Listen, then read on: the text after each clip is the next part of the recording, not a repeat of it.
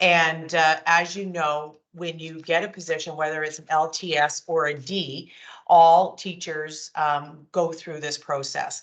And it's meant to be more of a growth process than it is an assessment or an evaluation of your skills. But it's an opportunity for you to collaborate with your administrator, identify some areas for growth and work towards those. So just going to share with you what the document itself looks like, and then we'll scroll through there. Okay, I apologize, my computer's not working the best. So the performance assessment, did Amber send out what the performance assessment looked like to you, the document itself? Feel free to just kind of jump in. So you know what, you're familiar with what it looks like. So there are 4 categories on the performance assessment: planning and preparation, classroom environment, instruction, and professional responsibility. And each of those sections has indicators within it. The purpose of the process is for the administrator. They'll go into your classroom, they'll do casual walkthroughs. They will do probably more formal observations where they'll stay for a longer period of time and schedule meetings with you throughout the process to talk about the indicators and to give some feedback. So really, it should be a very collaborative type of process. The indicators, or each of those 4 categories, are giving a rating. And so there's VE, ME, SE, and NE. So the very evident, mostly evident, somewhat evident, and not evident at all. And you can see on this slide what each, a breakdown of that. So when you look at that, really, it's not a yes or no type of situation. It's not like, yes, I do that, or no, I don't. What I'm looking for are very specific examples of how do you do that. So the first category is planning and preparation. And there are 7 indicators here. And I would be looking for specific evidence of those indicators. And a lot of my evidence comes from my observations. I'm doing a walkthrough, I'm in your room, I can observe these sorts of things happening. But I will say the bulk of my evidence comes through my conversation with teachers. There's a lot of stuff. I mean, I can't be in your room every single minute of the day. So there's a lot of stuff that I might not necessarily see. So I'm going to rely on you to fill in those gaps. There's things that I might not be able to see. Like, I'm not going to go through your marking book, but you can sit down and you can show those sorts of things to me. So it's really important that when you're going through the planning or the evaluation process, that you meet with your administrator and you have those conversations. I know it can kind of be intimidating, especially as a first-year teacher, like, oh, it's nervous, but I think the stronger rapport and the good communication you have with your admin, the better that is, the better for the evaluation. So on that first category, and Amber, again, I'm not sure if you sent out the formal document to you, but the first section is planning and preparation. So if you have a copy of that in front of you, you can look at it. This is the one I'm going to be talking about first. But some of the things that I'm looking for as evidence, I'm looking to see that when you are preparing your lessons and your activities, that you're actually taking into account the students that are sitting in front of you. If you have students, for example, that are on PLPs or IVSPs, that should be reflected in your lesson planning, and you're planning for their needs as much as you are any other student in the class. If you're like our school, we might have quite a handful of students in the class whose first language isn't English. Are you taking into account that sort of thing when you're planning?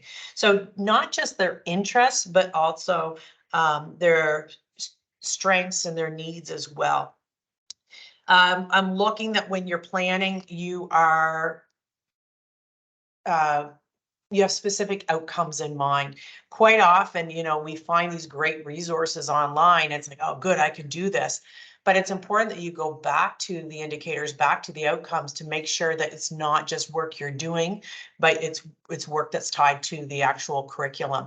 And I don't shy away from it. finding great resources online, but I always encourage staff to make it your own. So just because there's something awesome on Teachers Pay Teachers, it doesn't mean that you have to execute it exactly like it is when you download. So that your lesson plans reflect the students in your class, the needs in your class, as well as the curriculums. Some of the other things I'm looking for under planning and preparation is that there's lots of visual aids, things like anchor charts and word walls and exemplars are available. That the activities that you're giving to the students are age appropriate and that they are challenging them. So sometimes, we need to make sure that it's not just meeting the outcome, but it's actually engaging for them. And I also think it's important that I'm looking for examples of meeting sort of a range of different learning styles. And so all of that ties into the lesson planning. And I must say, when I'm doing an evaluation, I'm kind of a stickler for lesson planning. Lesson planning is definitely not a day planner on your table, Monday to Friday, listing the periods and what you're going to do each hour of the day. I call that a to-do list, but that is not a lesson plan. Lesson plans generally involve long range planning. You have the unit plan, and then within that, you would have your lesson plans itself, which would start with what are my curriculum outcomes and what are the activities and what are the steps to doing those activities. Where does assessment factor into this? You want to have check-ins built in along the way. What are the accommodations I'm going to make for the variety of learning needs? And so when I'm evaluating this planning and preparation part, I really am looking for some pretty solid lesson planning. And I think too, as new teachers or even as experienced teachers, when we talk about discipline and behavior management later on in classroom management, making the most of our our instructional time, it all comes back to lesson planning. A lot of the evaluations I've done in the past, if we had a teacher that maybe was struggling with classroom management, it goes back to solid planning. Once their lesson plannings were in line and up and running and they're, really elevated, if you will, then their classroom management and instructional time really sort of fell into line.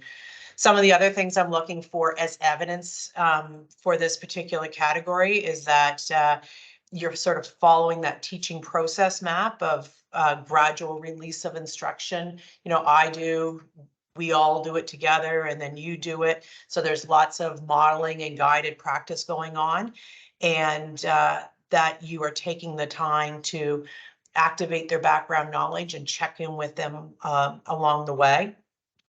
Another thing I'm looking for has to do with the assessment piece.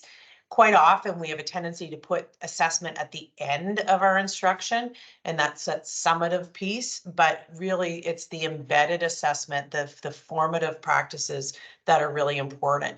And when it comes time for report card time, of course, you're going to want to be able to triangulate your data that you've collected, whether it's through observations or conferencing, those exit slips and that sort of thing. So a solid and rigorous formative assessment practice is something that I really look for as an indicator. The other thing too is not all assessment has to come from the teacher.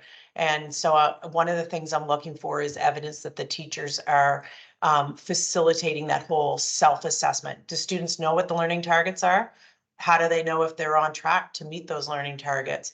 And if they aren't, do they have the necessary tools that they can help themselves to get themselves online or in line with those goals? So when it comes to the category of planning and preparation, those are some of the things I'm looking for. So it's really important that as teachers, as you're going along and you're preparing for those sit-down meetings with your admin to talk about your evaluation, you can be saying, oh no, like I do this, like this is an example of how I do this. Here's some of the formative assessment things that I do. I do exit slips, I do thumbs up, I do journal entries.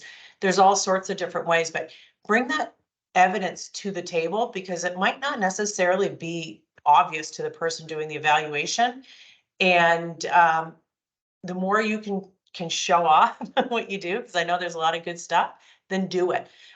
Because I know that I've gone into some evaluations with teachers and I'm thinking, okay, well, this might be more of an SE type of situation, maybe even an NE. And I leave the discussion and I'm like, oh, wow, there's a lot more there that I missed. And I make a point of going back and revising that. So that's the planning and preparation category. I'm just gonna kind of burn through it, and then if you guys want to ask some questions at the end, maybe that's how we'll go. The next category that you're involved with is classroom environment and standards of practice, and that's what those indicators are. And in this case, there's 6. And some of the things that I'm looking for, and when I'm trying to find evidence of these sorts of things, creates an inclusive learning environment. That would be things like, I'm just looking to see, how do you interact with your students? Are you being kind and respectful to them? Are you actually allowing students an opportunity to get to know each other? And you're building that maybe into your homeroom time. And that whole idea of positive relationships with each student. We were talking in our staff meeting last night that the relationship is at the heart of learning. And we need to make sure we're fostering those positive relationships. And sometimes we have to be really purposeful with our time and with our actions and with the activities that we choose in order to develop those types of relationships. But we need that in order for there to be some good learning taking place. Some of the other things I'm looking for are the teachers excited about what they're teaching? You can tell that because they're hyping it up. A lot of their warm-ups are really enthusiastic and they're excited to share some really cool and interesting things. I've also been in classrooms where you could tell the teacher hated the subject that they were teaching, or they were bored with it. And guess what? So were the kids. And so it's important that you fake it to if you're not really loving your subject, at least fake it. But you've got to promote that enthusiasm. I'm looking to see that classroom transitions and routines are well established. The whole idea, of course, is that we're trying to maximize student learning time. And things just as simple as, how do you put kids in groups when it's time for group work? Do you have a system for that? Where it can happen really quickly. When we're moving between activities from one to another, is there a system for that? Quite often it's like, okay, we're gonna do this and you're gonna need these materials, and kids automatically start rooting through their book bags or their desks to get that stuff out. And then they're missing out on the instructions. So that all has to be kind of in a controlled manner. Looking to, in terms of discipline in the classroom, the teachers are managing their discipline. It's okay to bring, to ask for support of your admin team, but most discipline can be handled within the classroom. And quite often that's a matter of addressing things promptly, speaking to kids privately and with kindness and respect, making sure parents are informed about what's going on, and that you have routine conversations with your kids about expectations, and you're explicitly teaching behavior, self-control, and even the executive function type of stuff. In terms of what the classroom, looks like, you can tell that there's a friendly camaraderie. Sometimes I have evidence where teachers have like regular talking circles with their kids, or they're celebrating the cultural diversity in the room because all those students, countries are represented, or they're learning how to say hello in a variety of languages. Those are some of the things that I've seen that have really promoted that. The third category that we evaluate is instruction. And when it comes to instruction, I think really it comes back to some solid lesson planning. You know who your students are that have language needs or learning needs. You're planning for them. The students know the objectives. The directions are clear. Quite often we have a tendency to give directions all at once, and the students hear the first thing. And so I look to see that we're able to stagger the instructions and provide them in, chunked sections. I look to see that when you're asking questions, that it's actually reflected in your lesson plans. that you have planned what are the type of questions I want to ask, so that you're ensuring that you're asking higher order questions, that you're asking questions that might extend the knowledge, so you're asking them to apply it. So that's incorporated in your lesson planning. I already talked about sort of the gradual release of instruction and lots of opportunities to model. One of the things, because I come from a language arts background, but I look for a lot is, are we using solid literacy skills and techniques when we're giving students reading? So I'll be in a science classroom quite sometimes, for example, and maybe they just throw an article at the kids and say, read this, let's do the questions, which isn't a great way to address it, because we really do need to take the time to, before you read, are you activating the background knowledge so the students have, you know, a little bit of information to tackle the text with? Are you modeling for students that while you read, you're monitoring your understanding, or you're pausing and thinking out loud and making that, you know, so those are some great examples of that would fit into this category. There's also the idea of intentionally building connections and professional relationships. So those things are there as well. So maybe you're having class meetings, or you're taking time as a language arts teacher, for example, if you really know your students well, you can then say, here's 3 books that I think would be really good for you, because I know your interests, or I know the type of books that you know. So that to me is great evidence that you know your kids well, when you can put a book in their hands. The category of professional responsibilities, there's a long list of things there that would be look fors. And again, it's not a checklist like, yes, I do this, yes, I do that. Yes, it's more, how do I show evidence that I do these things? And so in this category, I'd be looking to see that you're interacting with staff and students both, and that you're friendly, and you're encouraging kids to take chances and to take risks with their learning and learn from their mistakes. In terms of feedback, if we're doing this process correctly, you should be getting lots of feedback from your admin. And I find as an administrator, sometimes it's difficult to have those hard conversations and say, this is something that needs to be improved on. But if that suggestion is being made to you, I think it's important that you actually try your best to apply that feedback, because then that shows the evidence of growth that goes into this. So if, for example, I've had staff member one year, like, you might want to try something different than just talk and worksheets. How about you try this or try that? And I gave 2 or 3 examples, but every time I routinely went back to the class, it was still talk and worksheets. And so I wasn't seeing that they were necessarily applying the feedback that they were being given. The other part of professional responsibility that I thought was interesting in terms of feedback is, sometimes it's difficult to take feedback because it feels like criticism, but it's important that you can talk through that feedback without feeling like you need to justify or defend what you're doing. You can have those professional conversations. In terms of your professional growth and your professional development, it's wonderful if you can take the initiative and responsibility and seek out opportunities for your own. So I think even participating in something like this, in the new teacher learning workshops, shows that you're taking the initiative for your own personal and professional growth.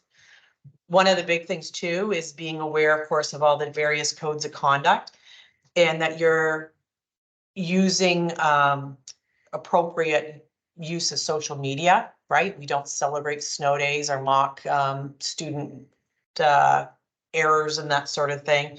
When we're emailing parents, I think it's a good idea the first little while, when you're getting used to communicating with parents, particularly if it's about a sensitive topic, make sure you loop your administrators in on that. Quite often I'll get teachers will say, I want to email this parent. It's a difficult conversation. What do you think of this? They'll show me their email first. And sometimes I can give them advice on how to word that a little bit differently to ensure that it's going to be a bit better received, if you will. Remembering that if I was in that parent's shoes, how would I want to receive that information? And not being afraid sometimes too of picking up the phone and making the phone calls. The other part of communicating with parents is bringing them up to speed as promptly as possible and making sure that you're communicating good and bad, and that you're keeping them abreast of their students' academic progress. No parent should be surprised come report card time.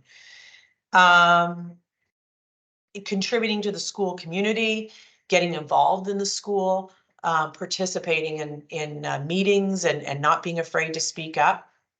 The other flip side of not being afraid to speak up is also being aware of sometimes of how much you're talking in meetings. Sometimes we're really enthusiastic and we might over talk and not allow other people the opportunity to speak. So I think being able to self-regulate with that sort of stuff is important. So those are some of the examples of things I've included as evidence on evaluations over the years. If you are first coming on board as a long-term supply teacher, your performance evaluation looks very similar, but it's a bit shorter. However, whether it's the LTS or the D, there's always an opportunity for you to provide evidence.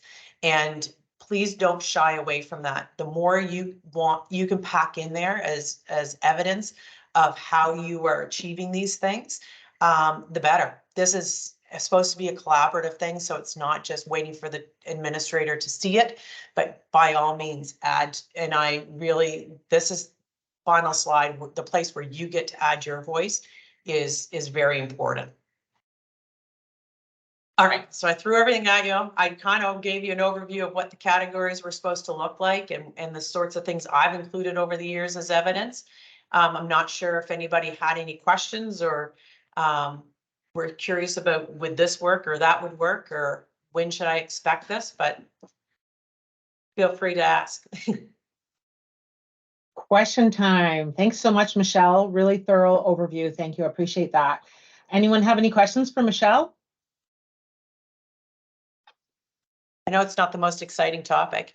I will say this, if you're a first year teacher, I personally like to give I'll do my walkthroughs and I'll provide feedback to my first year teachers early on in the fall, but I won't formally start the evaluation process till a little later in the year. Because I think you need time to get your legs, get your feet wet. It wouldn't be fair for me to submit an evaluation on someone in October if it was their first job ever, right? Chances are if you're coming on board, you're coming on as an LTS to begin with. And so it's important to make sure that your administrators are doing those evaluations. I know we get busy and sometimes those things get pushed to the side, but it's really important as beginning teachers that you have those evaluations. Especially as D teachers, you need to have 2 evaluations that are positive, that are good evaluations on record before you're even considered to for the B process. So if your administration's not doing the evaluations or you want to have one done, don't shy away from asking for that. Oh, and then I think that was just someone signing off and saying goodbye. Yeah, that was just Amber. Does anyone have any questions? Are you guys all Ds or Bs? Are Ds or LTS? I'm a D. You're a D. Okay. And has your administrator initiated the evaluation process with you? She did like a 1-page little sit-in as a quick. So as a walkthrough feedback form? Yeah. Okay. So before the year's over, hopefully they'll have completed the performance assessment for D. So you'll have that by the end of the year. So those are all those walkthrough and observation forms would probably be contributing towards that. Nicole, are you a D as well? No, I actually work at EECD. I'm still actually a student. Yeah. Oh, good. And then there's this one other. Amy, I guess, is LTS. Oh, so no. I'm sure. Oh, sorry. Go ahead. No, go ahead, Amy. Sorry. Sorry, I'm homesick and you don't need to see my face. No, Amy, I was just saying, as an LTS, have you initiated your performance evaluation? Has that been started with you? I'm actually a D. Your D, okay. But there was a confusion with the original contract